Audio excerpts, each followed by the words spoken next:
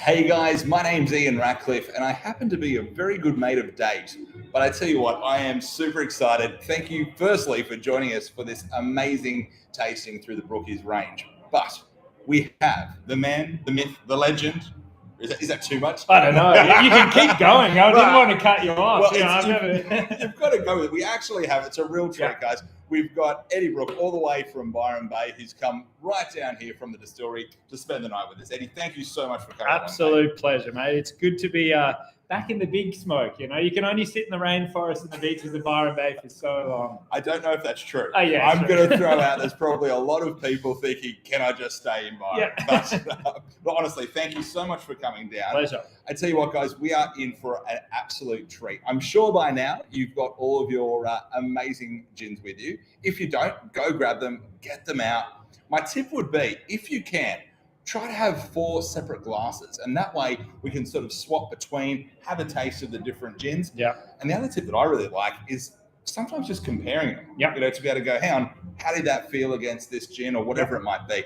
The other thing I will say, and guys, you are all responsible adults, I'm sure, so make your own choice. But I hope you're not too responsible, though. No, that's not my audience. Correct. Responsible in the right way. I will just point out, though, that you do have 4 60ml things, so that's 8 standard drinks minimum. If you were to consume them all, I would probably say you might not make it to the end of the session, or you might, and that's cool as well. Might be on top of the table, under the table. That's not where here. It's the way of adventure. But guys, you can taste as much as you like, but by the same token, if you want to save some for later, that's totally fine as well. Absolutely. So tell me, Eddie, you've come all the way down. There is so much to talk about. There is a lot to unpack. Yeah, well, it's just the exciting thing, there's, when you think of, gin, for me, I'm thinking, thinking of the UK, I'm thinking of your traditional, but there's a lot that's unique about you. Yeah. The fact that you even mentioned before, the rainforest, give me a high level. What is Brookie's gin all about? Yeah, when you think of gin, you normally get conjured up of, British and colony, the UK colonies, and it's this classic British spirit. Yes. When you think of Byron Bay and the rainforest, the word gin doesn't normally get associated. But for us, our distillery sits in the heart of our rainforest, and we're in the hinterland of Byron Bay. Beautiful. And top line, we're a rainforest gin. Now, what does that mean? So for us, our family, we're passionate about rainforest regeneration. Now, we're a bit crazy. We're, probably tree huggers, some would call us. But as a family, that's what we've been doing. So 30 years ago, we started regenerating a little plot of land, 96 acres, and the rainforest that was created there is it's incredible wildlife and all the biodiversity that's come back, but it's also the most incredible pantry, and that's the way I look at it. So it's like our pantry for creating our gin. So we actually use a load of native flavors, unique straight from our rainforest, but also endemic to the rainforest region of Northern Rivers. That go into our gin we distill, and hence rainforest gin. I love this idea. I really do, because I remember like literally a couple of years back when I first heard about this concept, which really was like I was mentioning to Eddie before. I was at the at my local bottle shop at a little boutique up in the Blue Mountains, and the guy said to me, You like gin? Why don't you try this? It's a slow gin, but it's not made with slow. I was like, okay, tell me about this. And they got out, it's a bottle that's up here, and we'll be tasting it later. It's this unreal slow gin. And as it says on there, it's literally made from the Davison bomb. Yeah. Where did these ideas come from? Like, you've talked rainforest, but most people don't go for a walk in the rainforest. You know what? I'm going to make some gin from it. Where does that come from? So I'll go back a bit and tell you a bit about our family story. Might give you an idea. Yeah, please. So we're based in the hinterland of Byron, and the people say, that must be nice. And we're very fortunate where we live.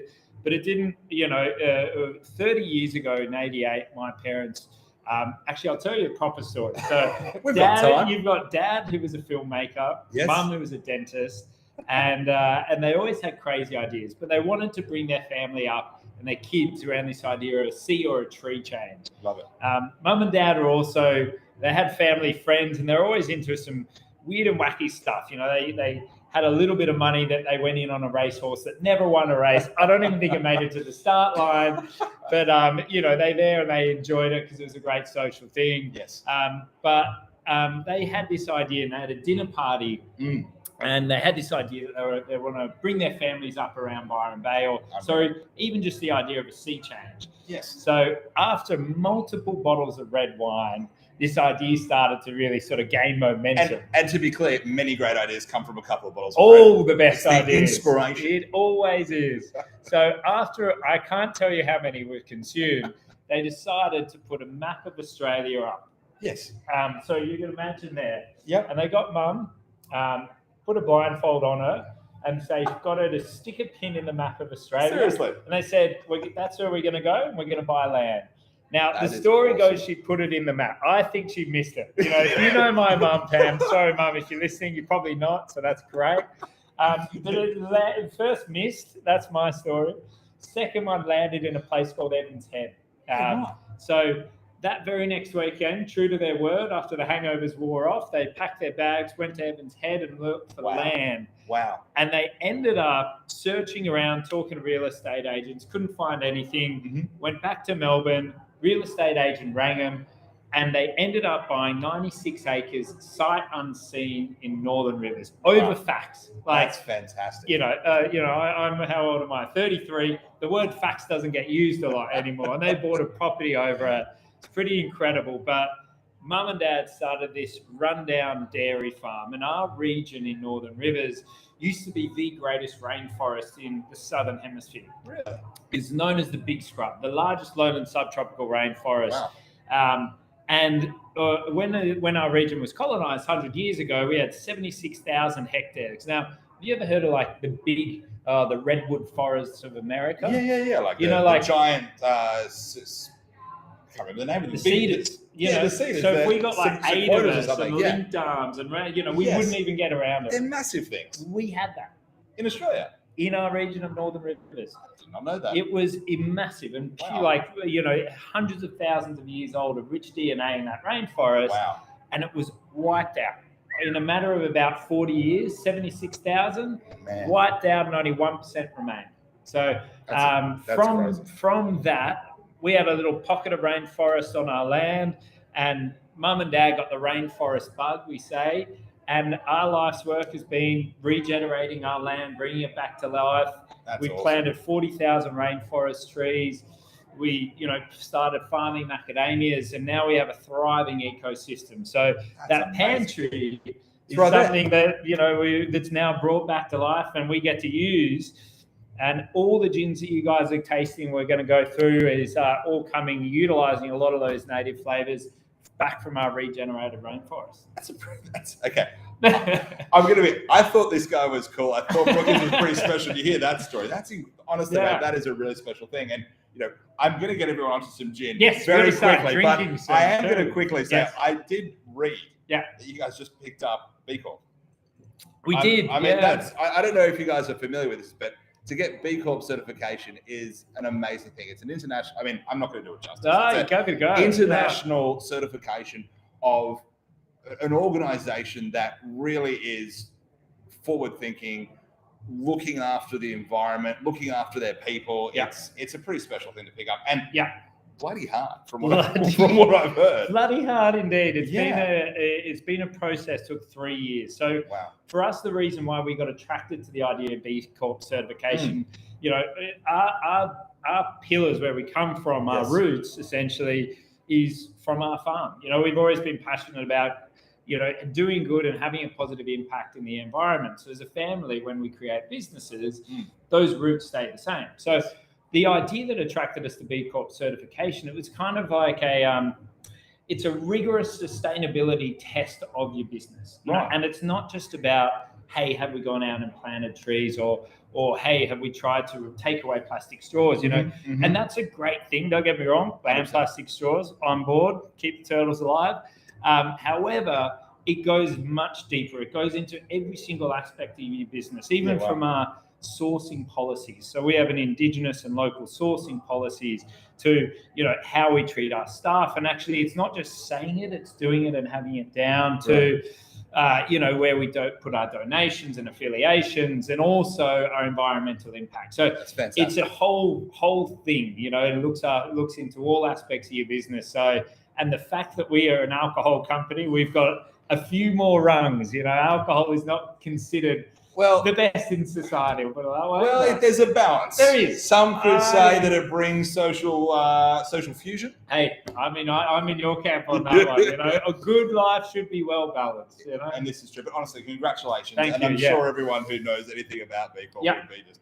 And you can have a look on our website, Cape Byron Distillery. Got a tab B Corp. So go in there, fill your boots on some information. But it's been a hell of a journey, and we were absolutely stoked to get it through. Honestly, wonderful. Well, with that in mind, with all things of good taste, yes, shall we do a nice little segue to these fantastic gins? Perfect. Now, what we're going to do, guys, I'm going to ask Eddie in a moment to run us through the order we're going to do this in. But I'm also going to point out, so guys, we've got Dave's all around literally around the country, which is pretty cool. We've got Dave's up in Cape Byron. We've got Tech Dave to my side here.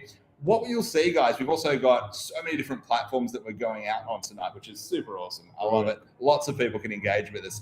But what we'll do, guys, if you've got any questions or anything you'd like to add, pop them into the whatever you're watching, whether it be Facebook or a different channel, pop them in there. And Tech Dave and Social Dave will bring them up. And you'll see me looking down like this because I have a computer in front of me and I will see sweet words that come up, which is amazing. The other thing to point out, thank you, Tech Dave, who's just told me your message. This will be recorded as well. So you can see Eddie. We can't swear, right? I can't make promises. Okay. I'm going to do my best. I will be on my best day behavior. But so it's really, guys, let us know what you're thinking. Feel free to dive in and we'll go from there. I know Eddie is more than happy to answer all the questions. Absolutely. Because I really don't know a whole lot. And that's what I'm excited about. To me, this is a great learning. I love my gins, but to be able to come here and learn this is great. So 4 gins, guys. We've got the dry, the slow, the kumquat. I don't even know how you do that. And the macadamia, because let's be honest, you said a macadamia farm. It'd be rude if we didn't do it. There's going to be stories. What order do we do these in? Where do we start? Where do we go? So what we're going to do, guys, we're going to start first with the dry gin to kick off, heading into the slow. Then we're going to go to Shell the Pearl, which is kumquat gin, and there's some good stories there. We're going to be here for a while, I reckon. It's going to be some good. We have good liquids to keep us going. We won't be dehydrated. And a lot of it. Dave is generous. I've got to say, he's a generous bloke. That's Dave. That's what he does. Warehouse Dave, portion Dave. They're the Daves we want in our lives. Absolutely. Right. And then we'll finish on the macadamia nut liqueur to kick off. So. Fantastic. And the other one as well is, and I should show that to all the awesome humans down at Cappy. You've also got 2 fantastic mixes with you. And we'll have a chat about what they can go with at different stages as well, because, there's always this question. I'm really simple, right? Some people will say, is it soda? Is it, do I go with an Indian? Where do we go with these different things? I say, do what you like. This is the best thing. Everyone's got a different palate. Everyone's got different occasion. Do whatever you like, guys. Exactly. But that's what the tasting is about. And let's see where we go. Sounds good. So kicking off with the dry, is that we're going to kick off with the dry gin. Lovely. Whatever you glasses of you guys have got at home. Now we're going to do, I'm going to take you through a little bit of a fun, different way to look at a tasting of gin. So we're going to start with pure gin in the glass. And we're going to start neat, unadulterated. We're going to dive into it. And then we're going to start to sort of bring it to life after that. So fantastic. We're going to go on a little journey. So, all right, we're opening. So we're going to start with our dry gin. Now, this for us, this is portion, Dave, right? Yes, absolutely. All day long. Portion. Well, you go. Drink responsibly, people. So this little beauty in front of us, which is our dry gin, was the very first product we ever made. So going back to 2016 when we started our distillery, and you'll see on the back, maybe you actually don't have it on our proper bottles, you'll see here a fellow by the name of Jim McEwen. Now, before we jump into the gin, I'll just tell you about sort of how the hell did we even come to making gin? So I still don't know how you look at something in the rainforest and decide to make gin out of it, but we're going to get there. We've got all the ingredients and we've got a great purpose, and that's all well and good. You can have all the hope in the world, but sometimes you've got to have some know-how to bring that to life. 100%. So my working life, growing up on the farm, very fortunate, really kind of an education in rainforest regeneration. When I was a young kid, I'd prefer to be at the beach. Mum and Dad had Will and I chopping down lantana and clearing rainforest, planting trees. And, you know, I was probably kicking and screaming at the time, but that was my education. I could not ask for anything better. And, you know, part of that is, you know, with the slow gin, we'll talk about Davidson plums. We'd go and pick and harvest Davidson plums every summer, and we'd make jam from them. We had our first family business as Brooke Farm, which is a macadamia muesli company. Segue number one. And they make awesome snacks. There you go. These are really good. That was just for afterwards. Paul got them. Sorry, Warehouse Dave, also known as the King of the Hill, brought these in for us. This Dave bloke is unreal. I'm going to tell you. Really handsome too. Incredible. That's just the quiff of the hair. I don't know how he does it. It's no amazing. idea. So that, you know, we started our first family business, mum and dad, and it was about macadamias. We want to highlight and celebrate this nut. Yes. So our family, every day I come home from school, mum would be creating new products, and food in particular, and creation of products and flavors was my upbringing. Brilliant. Had a career, led into the world of bartending, as all young kids do. We want to start drinking, and, you know, what better way to get paid for it? And then that led me, after working in various different cocktail bars and learning from some great cocktail mentors, into a world of it being a booze ambassador. Yeah, right. It was the best job I ever had. Actually, to be honest, I'm still doing the same thing. I don't know how you can compare it. I went from being an ambassador to owning my own gin company. I know, right? Life's tough, you know. Look, someone's got to do it. And that, you know, and I was training people on how tequila's made, how rum and whiskey and gin. So I was fascinated about these stories. And I got to be an ambassador for this whiskey called Brookie and a gin called the Botanist Gin. I am familiar with the Botanist. It's a good drop. Not rainforest. No rainforest. That's still pretty cool. You know, they got forage things from a little island, but no rainforest. You're right. You know. Look, and I don't think they're B Corp certified. Just definitely. No, but actually, I think they are. Well, they're fantastic anyway. There you go. Yeah. But we're not talking about them. No. And it was this guy who was the master distiller. His name is Jim McEwen, and he is a legend of industry. This guy was. He was a master distiller of Brookie, exceptional whiskey, ex-master distiller of Bowmore, you know, master distiller of the year 2 times in a row, and created the Botanist Gin. And this guy was an idol of mine. And anyway, I was so fortunate, put on a tour for him, and we just hit it off. We just formed this great friendship immediately, and there was this sort of connections about family values and. Brilliant. Fascinated about doing good in the world, and this idea bubbled up, and he found out that my family regenerates rainforests, and I was telling him about native flavors. We were like 2 kids in a candy shop. Yes, of course. And then this idea, he turned to me on one of our flights. We were on our way to Tassie, and he looked at me and said, "Eddie, we were meant to meet, and we're going to start a distillery." And I was like, I've still got the pinch marks, the scars. Awesome. But he is really the guy who's starting with the level of knowledge that he has, created the Botanist Gin. So when we went to start our Brookie's Gin, our first recipe for Jim and I created, we had the incredible, like he mentored me really around distillation. Wow. And I, you know, brought to him, which was the incredible, wonderful world of native Australian flavors from our backyard. So our dry gin is this combination of native and traditional botanicals. So all in all, we have 25 different botanicals. Wow. 17 of which of those are native to our rainforest region of Australia, Northern Rivers. Wow. And depending on the seasons, we'll get 8 to 10 of those straight from our rainforest whenever we're distilling. So just popping into the backyard and away you go. Out the back. That's like picking herbs off if you've got a herb garden out the back. We've just got a much bigger herb garden. It sounds brilliant. I mean, it's making my mint that's everywhere, by the way. Mint is fantastic. It can grow everywhere. Sound terrible. Maybe I can put a rainforest in. There you go. It's like a miniature rainforest, you know? It could be. So we distill, and it comes out, for us, our spirit we're going to taste is at 46%. Now, one of those key ingredients, juniper, by the way, is the key ingredient. For those, if you've got gin, anything you see, if you've got gin on it, means it's got juniper in it. Right. That's kind of the rule book we get. That's it. So then we get to rewrite all our own rules after that. So the one ingredient we distill in there is actually macadamia. So in this as well? In this. Right. So we've got, have a little sniff. Now, go in for a little nose. And if you've got a wine glass or even this glass is great, you get that air mixing with the spirit. It's 46, so it's got a bit of a punch to it. But you start to get all those botanicals and flavors starting to come through. But what I'll get you guys to do, this is a fun little way, and it's a good way when you're drinking spirits. Yes. You always want to look how it's distilled. Has it got good structure to it? Okay. So when you got your glass, yes, give it a good swirl around. And what you want to do, I don't know if you can sort of see it. Yeah.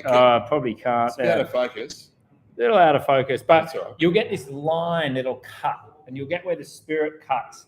And you'll have a look at it, and you'll see this spirit like clings to the inside of the glass. It does. It really coats it. Super. Yeah, right.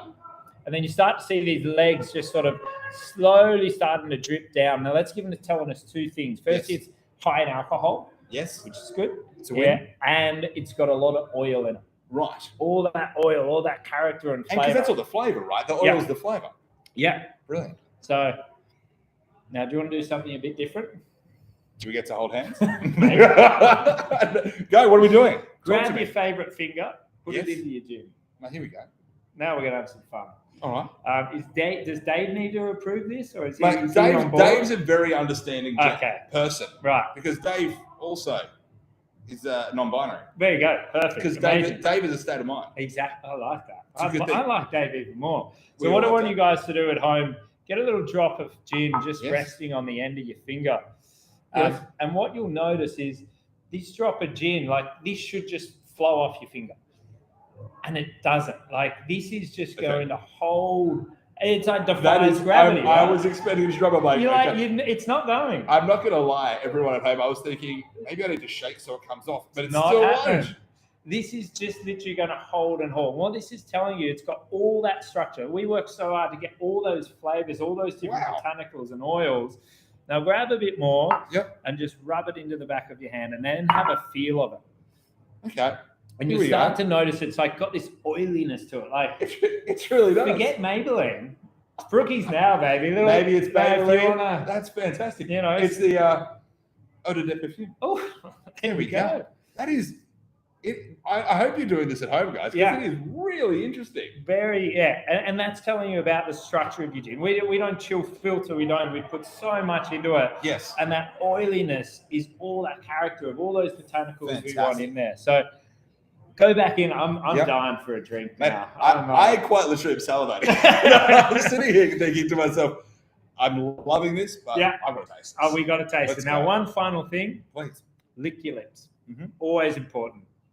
Mm-hmm. Don't know why, but it does. I mean, so the lips are the gateway, people. As soon as you do that, it's going to just get you ready, mouth ready to take on all those flavors. So little drip.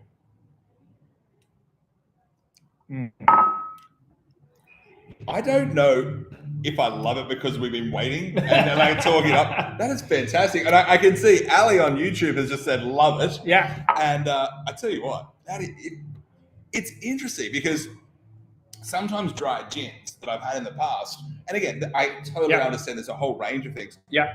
I probably would not want to drink it next. No. But the flavors that are in this are great. And I tell me if I'm right. Like if with wine, sometimes, we'll talk about the length. Yeah. Is that something something you would refer to with the gin as well? Because I've got a lot of flavor still in my mouth. I think at home you guys probably do as well. Yeah, absolutely. We talk all the same sort of terminologies in wine or beer or all those spirits. It's the same with alcohol. However, because we've got so much more alcohol going into it, it reacts with the palate and the length a little bit differently. But for us, we get, in particular when we did this, the first time I distilled this, I sat on the balcony with Jim.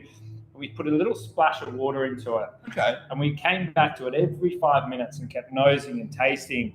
And it literally just started to unblossom, and it was the most incredible thing. It's spectacular now, but you'll get, there's this oiliness, almost a creaminess on the tongue and the palate. You'll get, it's you've got a floral. It's not a big, heavy, spicy gin. That's not our style. And then when it goes down, you breathe, and then you'll just start, these flavors will start unlocking, It's fantastic. Yeah. So obviously juniper. Yeah. Macadamia. I'm not going to make him list all of the I brought a list. Here's one I prepared. So when you're doing this, when you and Jim, it was Jim, wasn't it? Yep. Sorry, I apologize, Jim, if you're watching. Yeah. So when you and Jim were doing this, Yep. Was it a lot of experimentation, or was it more, I think I know some combinations that'll work? Yeah, it was a bit of both. Okay. So one of the things is, Jim, when he started, he created the botanist gin. He's already knows his way around creating a gin. Now, Jim lives in the world of master distillers that other distillers would only dream of. So when he went to create the botanist gin, he's got distilling mates. Now, the ones that work and have created the world's best gins, probably brands you're thinking of that are popping to mind. So he's trading some things. He's teaching them about the world of single malt whiskey. They're trading and telling him about how to craft a great recipe of a gin. So we had this really great base. Now, with a lot of native flavors, a really good example is one called strawberry gum, which we use. Okay. And it is like the most incredible flavor and smell, but it is really tricks the palate. So if you eat it, it just tastes like grass clippings. Horrible. Right. You smell it, and it is just like sort of dehydrated strawberries and kind of quite earthy strawberries. Yes, it is incredible. But when you distill it, you get this sort of in between of it. So a lot of these native flavors, we have to work out how do they go through distillation, because you heat them in their sort of solid state. Okay. Versus distillation doesn't quite work out. That makes sense. But then we started looking at them. We started building these personalities. So your thing about, do we work these characters? So Jim and I, almost like a table like this, but we were in a cold room and had all of our botanicals lined out. Right. And we know all the traditional ones that are working. Yes, your juniper, your cassia, your coriander seed is a really big part of gin. 100%. But then we had our native, and we started to build these characters and these flavor combinations. And one that we felt, you take our native raspberries that we use, macadamia, and ryeberry, and you get this sort of incredible, raspberry shortcake. And we knew that combo is going to be working. Then we went to citrus, and we had a native finger lime, blood lime, and our kumquat. And Jim called them in his beautiful Scottish twang, the 3 wee buggers, So we knew how those flavors work. We understood that, and we kind of built a few concepts. Yes. And we did a trial, and then we went big, and it was just like the first time the spirit ran, it was only our family there. Everything else, everyone else was off site. We only distilled, it was late into the night. And when the first spirit ran, I remember it so vividly. It was just, the spirit started to trickle out, and first it was quite cloudy. Right. Now, this is the first time we've gone big. We've thrown everything into this distillery. Yes. And it started to go cloudy, and Jim and I are looking at each other. I'm looking at him like, do you know what's going on? He's looking at me like, he was stone cold this time. And it started to run clear. And about 20 minutes into the run, we've done a little taste and a cut, and it was just incredible. Wow. Tears were flowing, elation, and so that's our dry gin. And this is where it came from. That's where it came from. Well, it tastes fantastic. And I'm just noticing a couple of questions. Absolutely, from mine. Yeah. And I've noticed a few people asking, do we add ice? Do we add water, like tonic? Where do we go with this? What are some combinations that you think are a really nice fit for this gin? Yeah, absolutely. Look, we're sitting here sipping on gin neat. Yeah. That's not really the way you want to be drinking. Now, if you want to be delving into it to really figure out the flavors, and if you love those neat gin, by all means.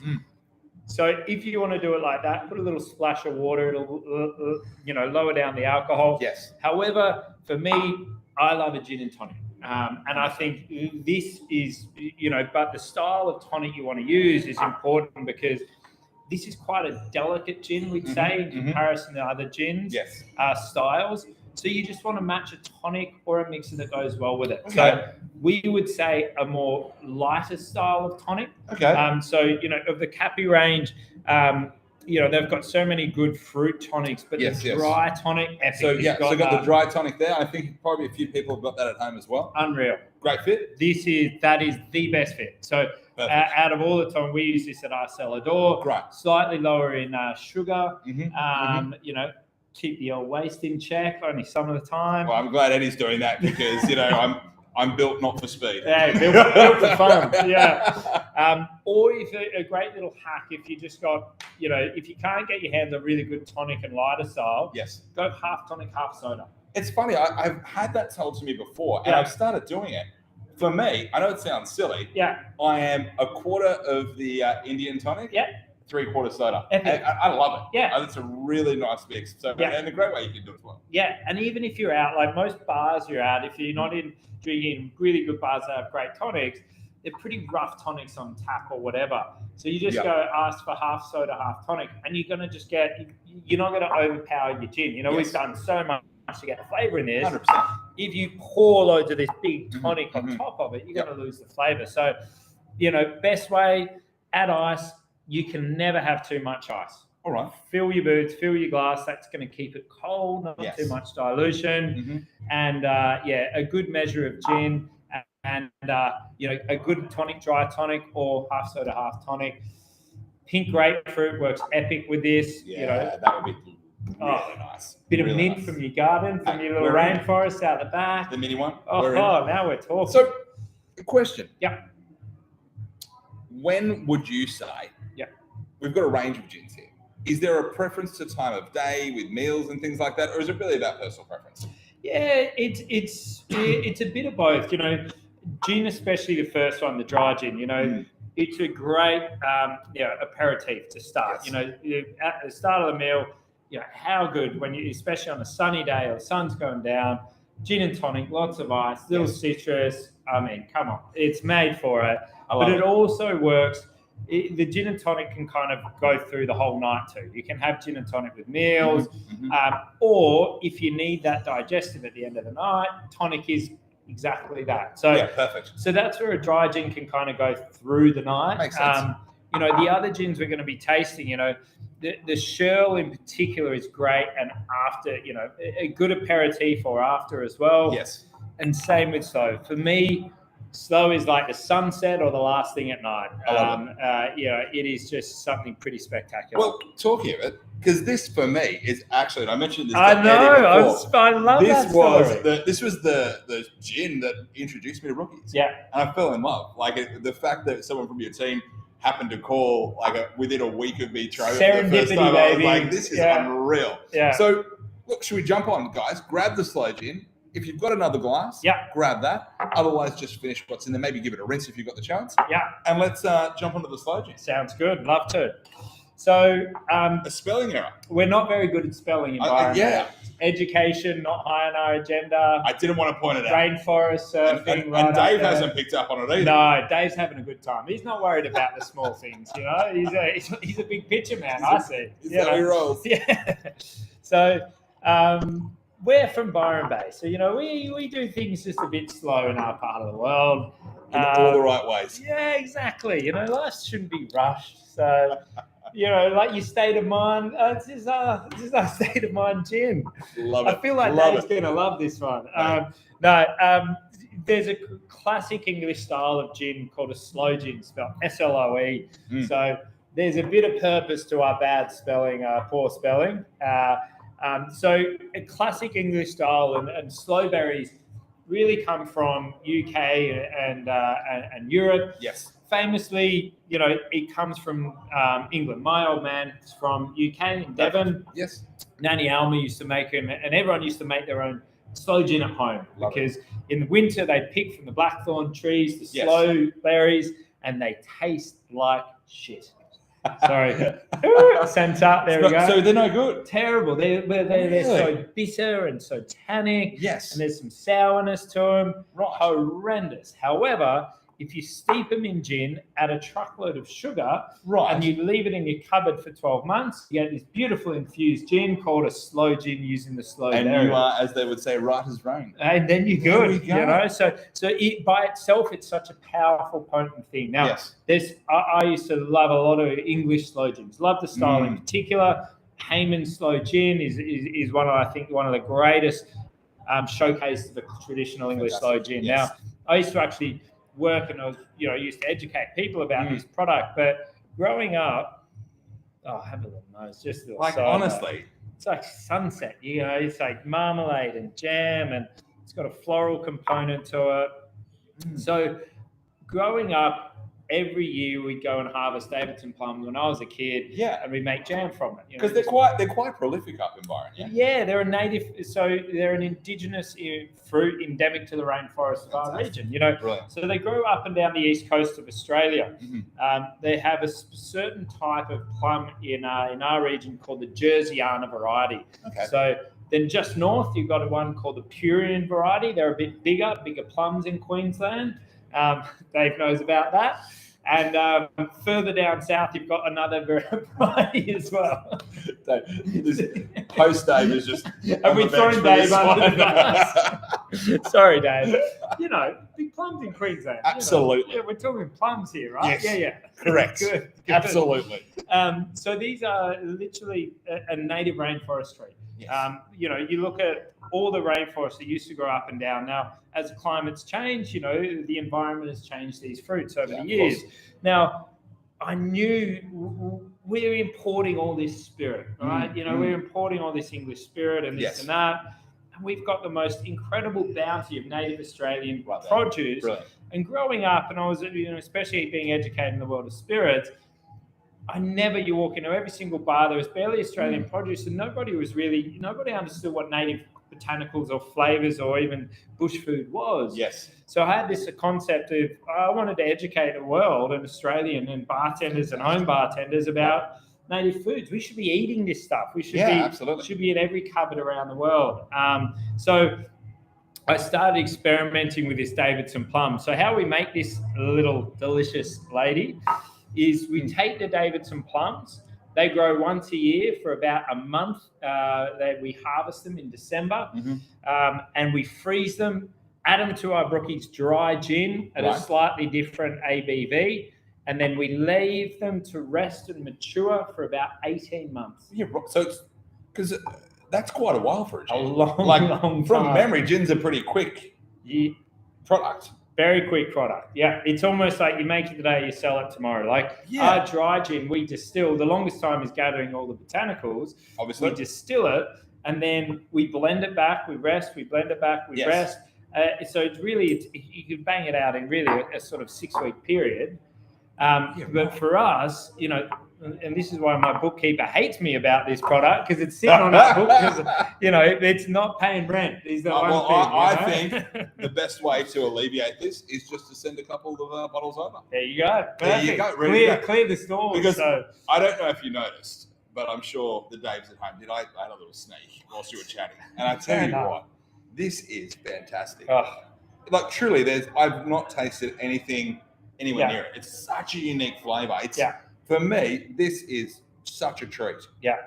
For me, my wife knows well. Yeah. This comes out very often after the kids are in bed. Yeah. Friday night. Yeah.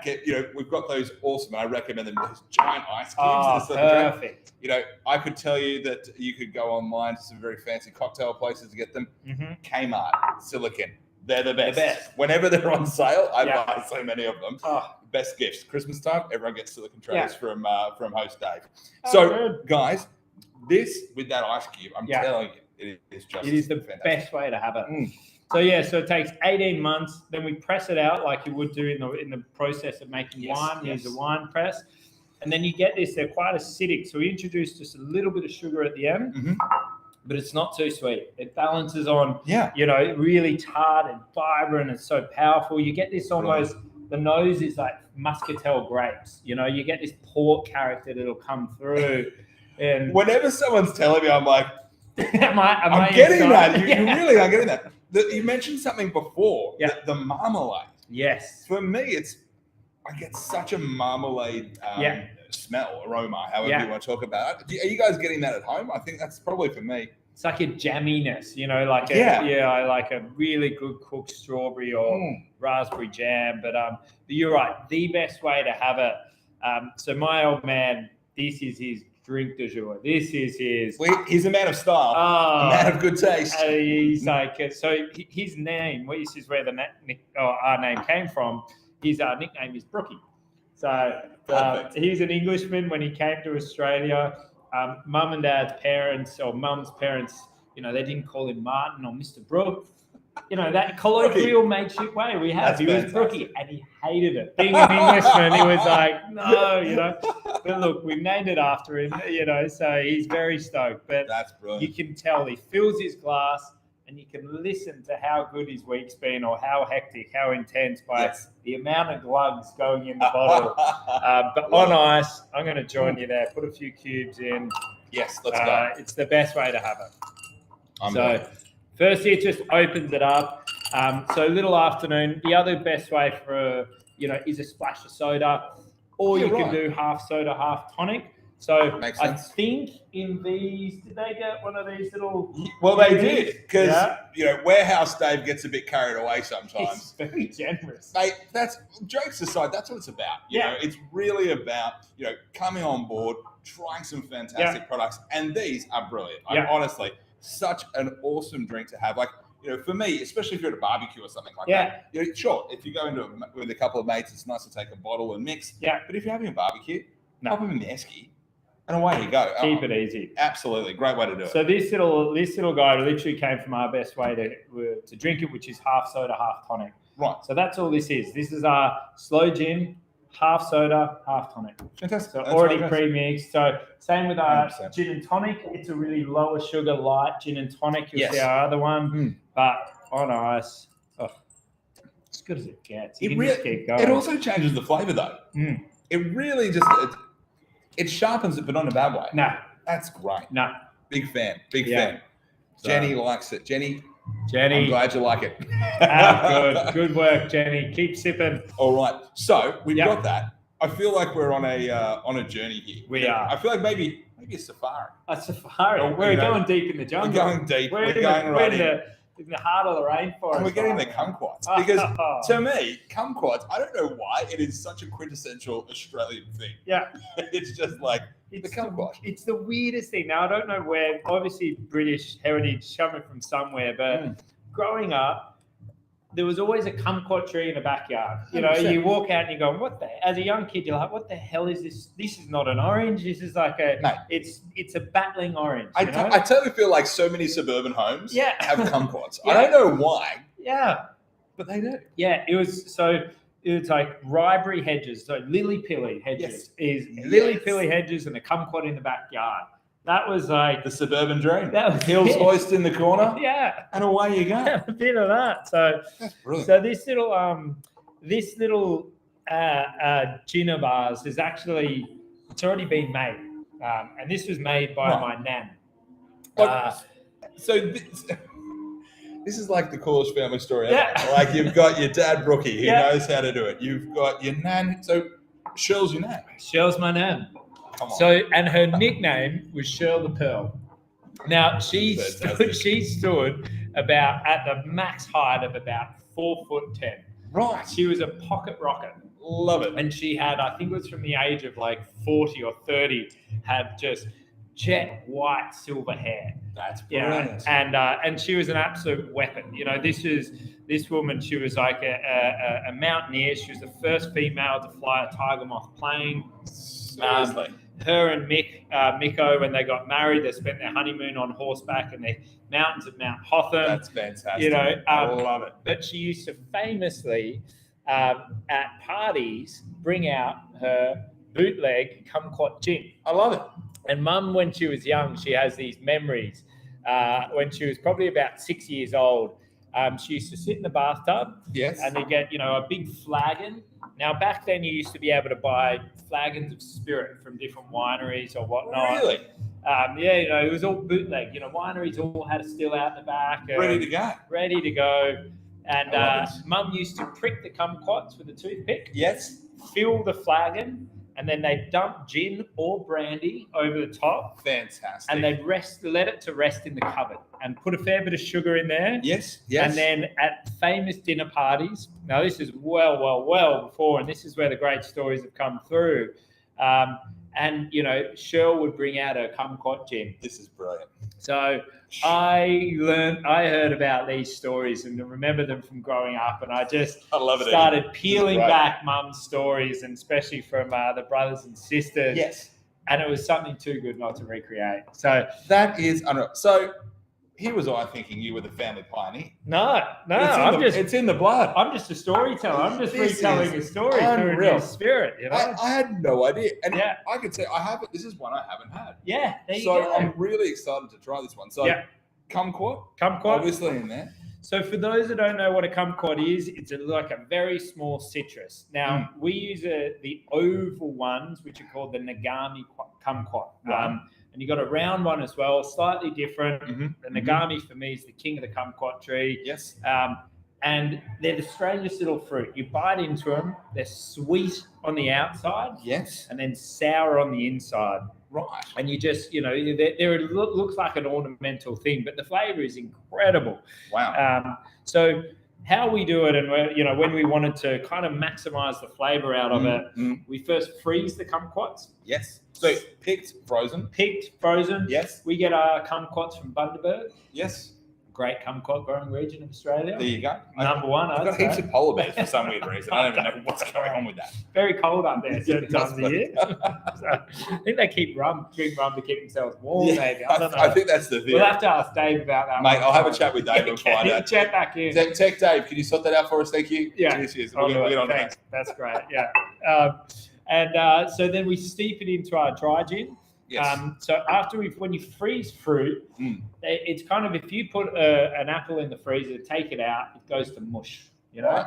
It's like you put anything in the freezer, you take it out. All the cells, when they freeze, they burst open. Right. And then when you come, when it defrosts, all that work's done. So that hard task of getting all the flavor out makes sense. The process of freezing's done that. I shouldn't be giving away all my trade secrets. Well, we're with friends here, right? Mate, these are the people who love to know. But it's interesting.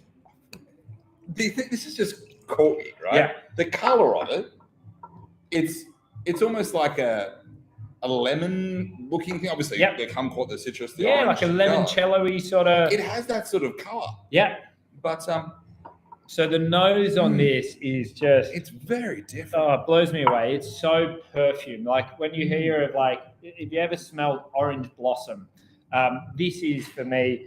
Now, when we talk marmalade, this for me, like a Seville classic English breakfast marmalade. What?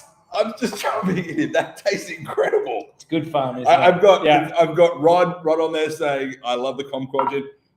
Rod, I'm with you, mate. That is... I can't believe I haven't tasted this one yet. Yeah, this is so unreal. Good. And it just opens up. Though we have to bring a little sweetness in there just to balance, but only a touch. And there's this oiliness. There's this thickness to this spirit that I just love.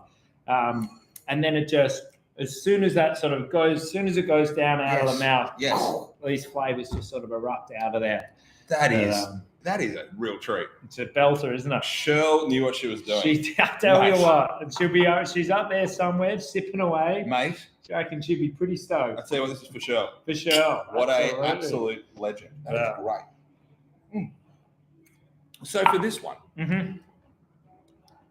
I could drink these all day. I'm just sitting honestly, the flavors are incredible. Is this is something going back, what would you recommend with it? And even back in the day, what would, out of curiosity, what would at the parties that Cheryl was bringing this out, what sort of things would they be drinking? Would that be like a gin and tonic time back then? I guess so. Yeah, they're probably, to be honest, this was the day of sherry drinking, glasses and stuff. So I think a lot of it was probably just drunk neat and straight. Yes. Back then it was probably slightly different. Look, for me, I love this on ice. I'd say I'm quite a simpleton when it comes to my mixing. You and I both, friend. You and I both. Just keep it straight. Just get it out. But one of the white styles I love in this is doing like a spritz. Yeah, right. So you can imagine this with some soda, some fresh fruit, a little bit of sparkling on top, almost like an Aperol spritz style, like a kind of white spritz, is just incredible. But one of my all-time favorite cocktails is a one, and it's called the White Lady. The White Lady. Okay, what's the name? And it makes a lot of sense with Cheryl. She's jet white. The Pearl. Bring back the Pearl. And it was a traditional one with gin, lemon juice, Cointreau, and a little bit of sugar and an egg white. And you shake it up, and it's served in a martini glass. But this, and you make it simple. So you go this. So say 60 mils of Cheryl. 30 mils or 20 mils of lemon juice. You don't need to add any sugar. and then a little bit of a trick. Instead of adding egg white, people get a little freaked out with egg white. Okay. You add a little bit of chickpea juice. Really? Like what? Just out of do you like? Okay. Do you get chickpeas and squash them, or is this Milk them. Yeah, like literally like an almond? You know, fantastic. No, you get it from. So you know when you crack a can of chickpeas, all the syrup. So that's it. So the vegans have been banging on this about for ages. And if you want to ever do a vegan meringue, you use it's called aquafaba. Now it sounds so strange getting a can of chickpeas and putting some chickpea juice in a cocktail. Yes, but it is incredible. So sometimes I love sours and using egg white. Absolutely. Yes. However, if you do not shake it right or your eggs aren't the freshest, and as your drink starts to warm up, there is no worse smell than an eggy drink. Like no one likes an eggy drink. 100%. So that's where aquafaba, I actually prefer now using that. So all you need to do, so 2 shots of Shirl, 1 shot of lemon juice, right, and then about a teaspoon of aquafaba, chickpea juice. I'm throwing it out there. I feel like an absolute fool. The amount of times I've just got the sieve and just wasted it. You could be making cocktails. Now we know. Every day is a school day. I tell you what, and what's a can of chickpea juice? Chickpeas, $2. I know. And you can be living your best life. Yeah. With some of this. I know. So that is honestly one of my favorite. Or the other way, again, coming back to half soda, half tonic. And then you can use elaborate different, different garnishes. But just sipping this, like you could imagine, a great little dinner party if you do something instead of doing a limoncello. Yeah, absolutely. Bring out Shirl. Yeah, mate, absolutely. Do you know one thing that I'm going to try this week? And this is something my wife and I, because I drink with my wife pretty much all the time. I like that. She's a great influence on me. Amazing. Good habits. We love, because, in our backyard, we've got an amazing lime, an amazing mandarin, and an amazing, lemon, orange, mandarin. Yeah. Like that. And we get a huge harvest, as long as the damn possums don't get Possums in the Blue Mountains don't start. Don't even start. But what we'll do is we'll literally just get a tall glass, a highball, not a highball, like a tall skinny. Is that a highball? Yeah, I think so. Let's go with that. A big glass, and literally just chop up all this amazing citrus. And just smash it into the glass. Fill it. Bit of ice in there as well. And some of this. Mate. So good. I mean, great one. And that's it. Fresh, like all fresh fruits. People always ask, and and you guys will get it all the time. Especially, it's like, what's the perfect way? What's the perfect garnish? Now, I can tell you what I'd recommend. Now, if you come to our distillery in in the hinterland of Byron Bay, you're going to get a finger lime and aniseed myrtle, and it's in my way. In the time and place when you're sitting there, it's the best way to have it. Fantastic. Why? Because it comes straight from our rainforest, Right there. But at home, use what you've got. If you're in tropical areas of the world, use some fresh fruits. Some dehydrated pineapple or slices of mangoes and this and that. Get experimental. That's a fun thing about gin and tonics. You add that to it and it'll add different sort of elements. I love herbs. Like fresh thyme, lemon thyme with gin, I'm even wondering now, I have this enormous lemongrass bush right down the back. Perfect. Straight in. Why not? Yeah. I know it's a bit of a drive from here, but maybe later on we'll head out. Well, who knows where we're going now. So my wife now, just recently married, she hates it. Again. Yeah. She hates it. Whenever we go anywhere and we go for a walk around headlands or whatever, I cannot get more than about 15 minutes and I'm stopping.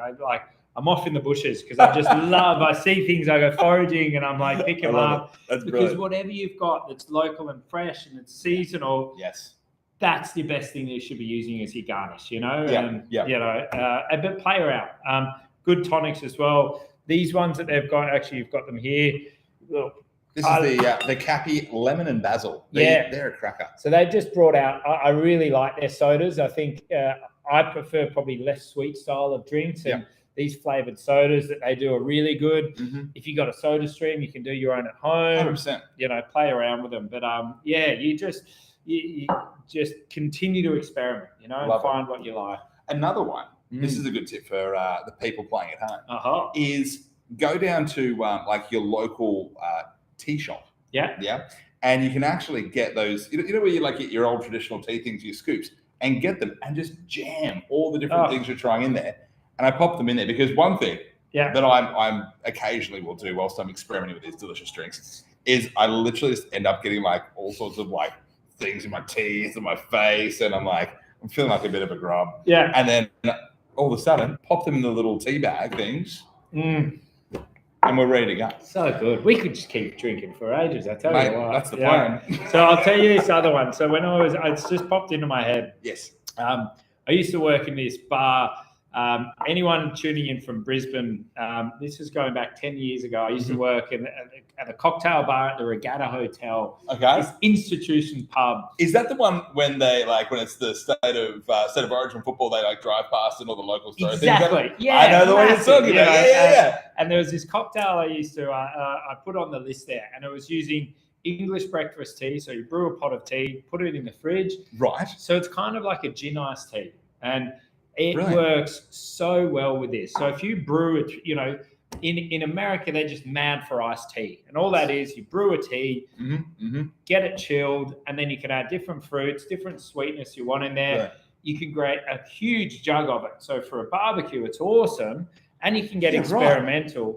But Shirl the Pearl or any sort of gin using a kind of a chilled iced tea. Brilliant. Incredible. And what a great thing for a party. Exactly. It's like a non-crappy punch. Exactly. Everyone's having fun with that. I like that. Bit of gin iced tea. I like it. Now, one thing I'm going to point out for all the Daves at home, I don't know if you've noticed, there's been a couple of occasions where I've reached down to top up my glass. It's getting a little low. And I have noticed that Tech Dave has been helping me through these. So thank you, Tech Dave.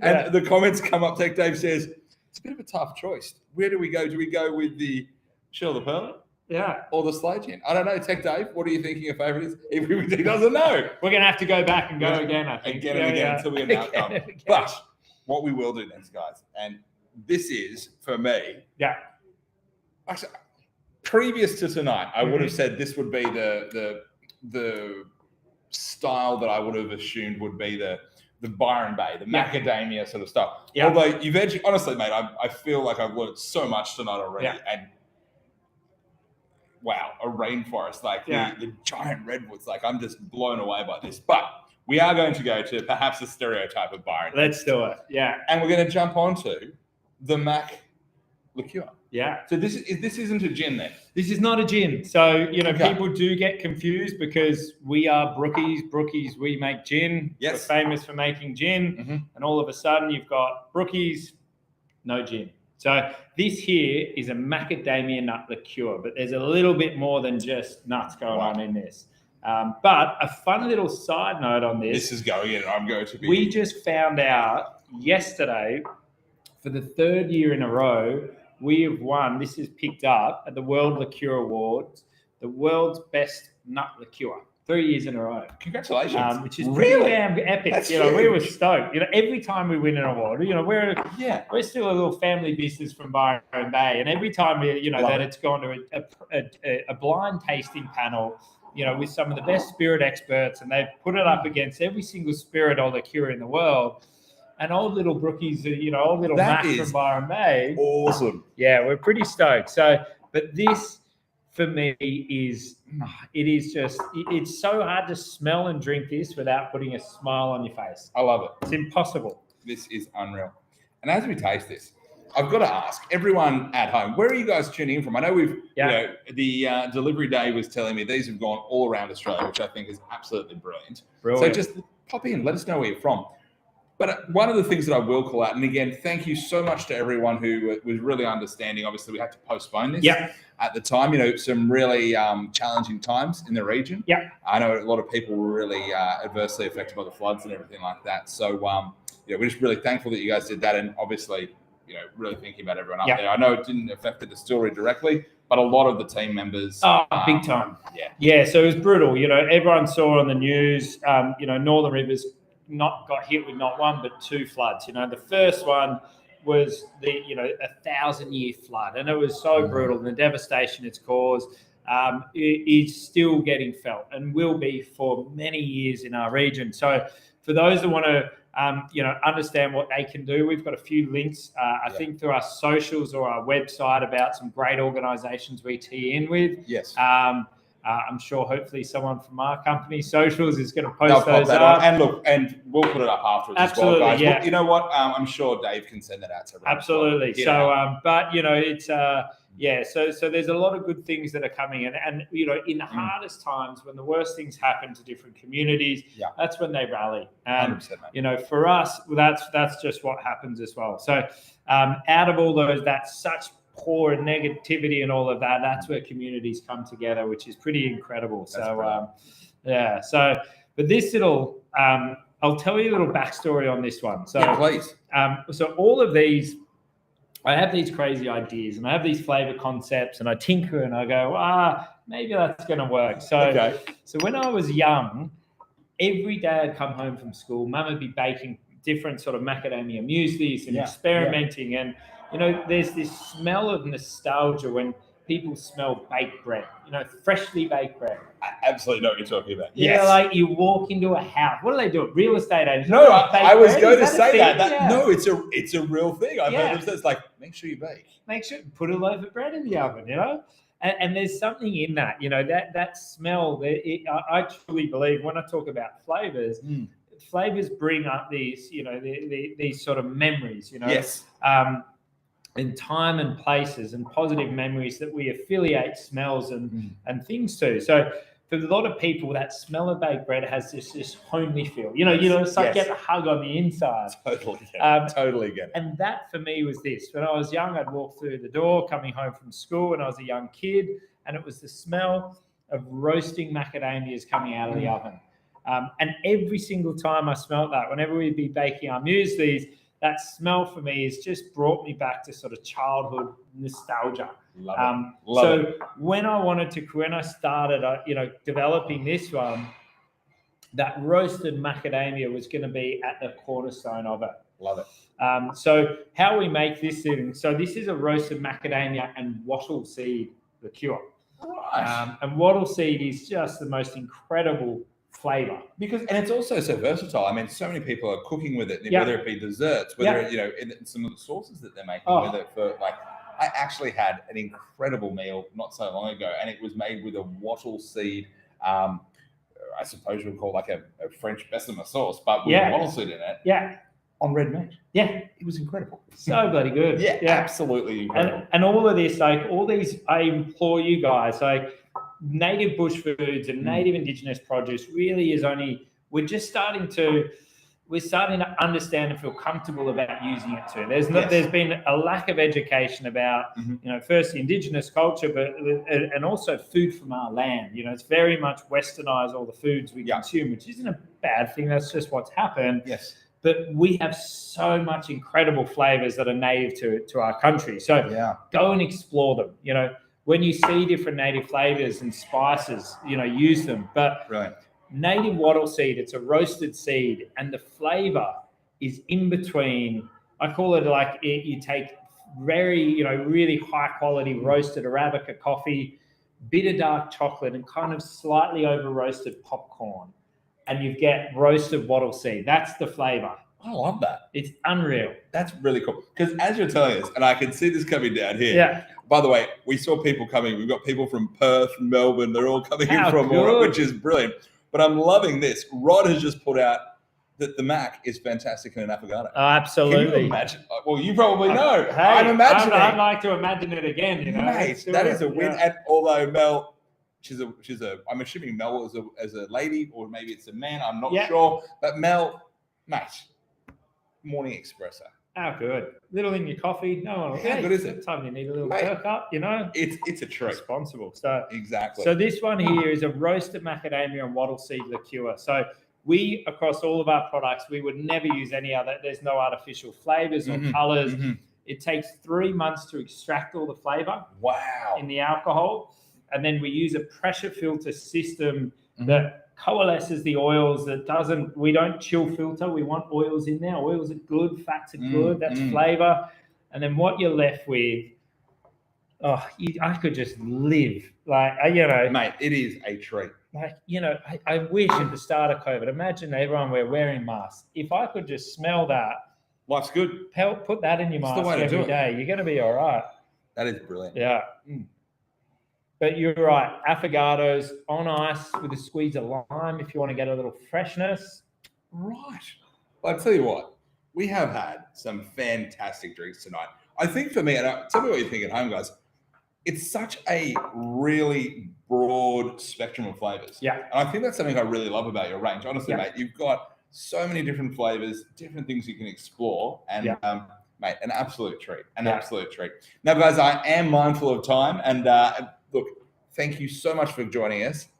Most importantly, thanks for coming down. Absolute pleasure. Thanks so much for having me. No, honestly, it's a treat. And guys, I'm sure you've had a fantastic time. We will put this on a recording that you can download down the track. I think Tech Dave will be sending it out via email. You'll have the link set out. If you want any of these fantastic, drinks, the gins, the Mac, whatever it might be, feel free to jump on. Are we going to do something special? He knows these things. He's onto it. So Tech Dave, aka Super Paul, is going to make sure you guys get looked after. Fantastic deal that's come out there. The tip for you guys, and I think we should let them know. I think we should. It'd be rude if you're we one didn't. of them there. Let me give you a tip. Yeah. When you guys go to checkout, type into the coupon, type in as the voucher code, Dave's Mate, all caps, and you'll be made sure you're looked after. Oh, look at that. Nice little deal. So, guys, thank you so much for tuning in. It's been a treat. Eddie, thank you, mate. Thank you. As we finish up, we look forward to seeing you guys on the next one. Cheers. Cheers, guys.